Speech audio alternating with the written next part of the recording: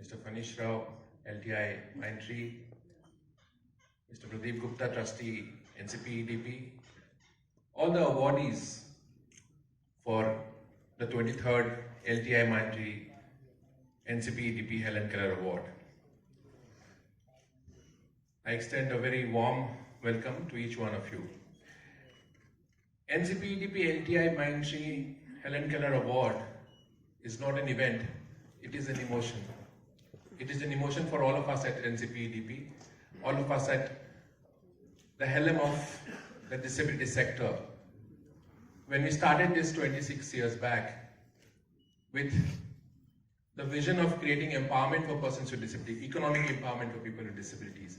And it's been a long journey, and it is heartening to see that so many of all of you have joined us in this journey.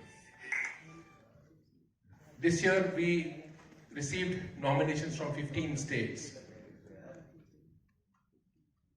from not only from corporates, from civil society organizations, private sector, government, entrepreneurs with disabilities, people with disabilities who are working with various organizations. So it warms our hearts with the kind of response we get each year, how competitive it becomes.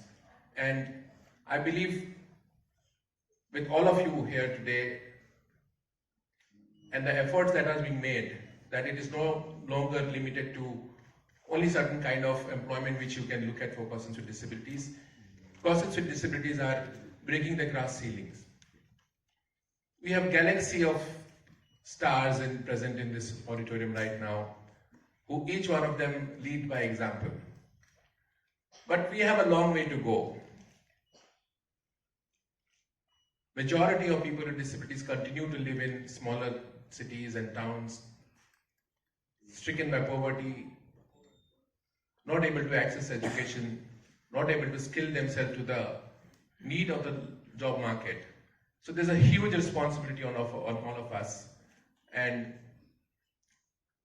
I think in next decade or so, people with disability from India, the young people with disabilities will lead the way and contribute to the growth of this country and be an example to the world.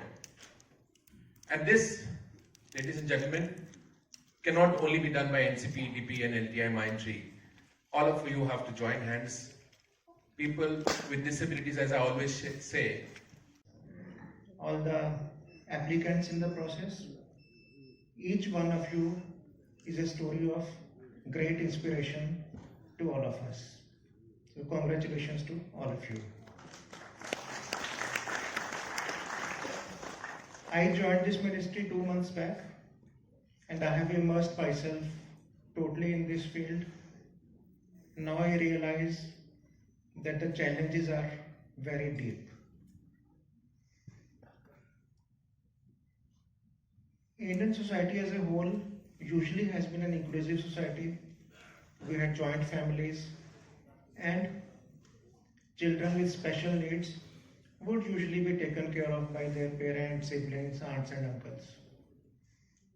But now in villages also, and cities obviously, the nuclear family concept is coming up. Young people are migrating from villages, leaving older people behind. And as the basically duration of age or this life expectancy increases, the problems of old age are also cropping up. So all the accessibility challenges, they are actually becoming more in society rather than becoming less. Even probably due to late marriages or due to junk food or due to pollution or whatever factors, issues like autism, etc. are actually going up.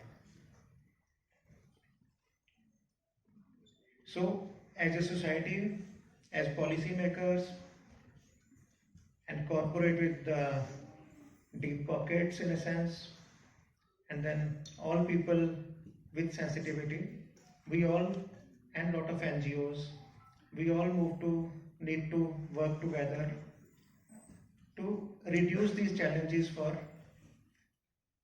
people with special needs.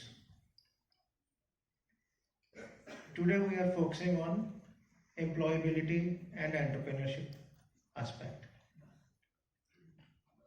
So I'm today very happy to meet people who have worked really in this field, done good not only for themselves, but have created opportunities for a lot of others.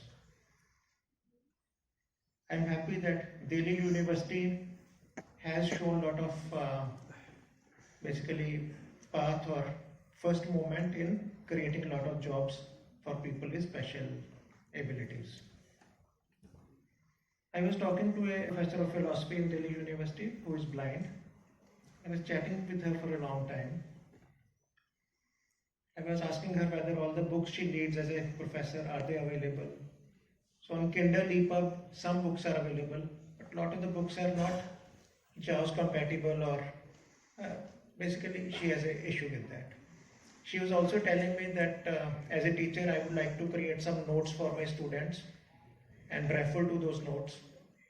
But she says that if I dictate notes and then put my headphones, then the two senses of speaking at the same time and listening at the same time, there is a challenge. So we don't have portable cheap braille printers so that a professor can create a bullet point, 7-8 bullet points as basically reference points for the lecture.